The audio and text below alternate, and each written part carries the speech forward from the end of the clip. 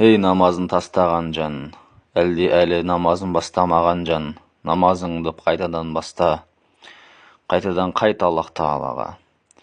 Намаз оқымаған, намаз оқымай дүниеде өткен кісілер мына 4 бақытсыз адаммен бірге тіріледі. Ол 4 бақытсыз Фирғауын, Хаман, Қарун және Убей ибн Халаф.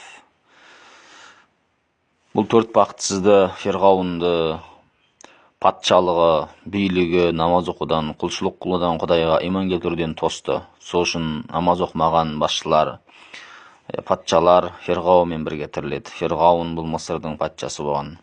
Хаман деген сол Фирғауынның уәзірі болған. Кімді уәзірлігі, министрлігі, мансабы құлшылық қылудан тосқан болса, намаз оқымаған министрлер, уәзірлер, сондай мансап иелері Хаманмен бірге тіріледі.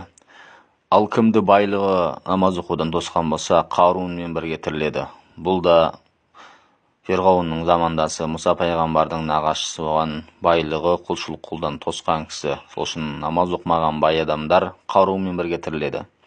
Ал 4-ші Убей ибн Халаф, бұл пайғамбарымыздың кезіндегі кәфірлердің басшылары болған, саудагер болған кісі. Кімді намазды, құлшылығы, саудасы тосса, құлшылығынан, осы намаз оқымаған саудагерлер Убей ибн Халафпен бірге тіріледі. Бұл Убей ибн Халаф пайғамбардың қолына өлген бақытсыз адам. Пайғамбарымыз өмірінде бір-ақ адамды өлтірген. Ол да Убей ибн Халаф. Бұған дәлеліміз пайғамбарымыз саллаллаху алейхи вассалам бір күн намаз жайлы әңгіме қылып бүйтіп айтады. Мән хафаза алейха канат лаху нуран бурханан ва наджатан яумал қияма. Кім намазды сақтаса, уақытында оқыса, дұрыс орындаған болса, оның қиямет күнгі нұры, құжаты және құтылуы болады. Аман лам юхафиз алейха. Кім намазды сақтамаса, намазды дұрыс орындамаса, уақытында орындамаса, әлде тастаса, оның қиямет күнгі нұры, құжаты және құтылуы жоқ. Яғни қиямет күні ва хушира яумал қиямати ма'a Фирғаун ва Хаман ва Қарун ва Убей ибн Халаф. Қиямет күні Фирғаун мен, Хаман мен, Қарун мен және Убей ибн Халафпен бірге тіріледі. Солармен бірге жиналады деген. Бұл хадисті Абдулла ибн Амр жеткізеді.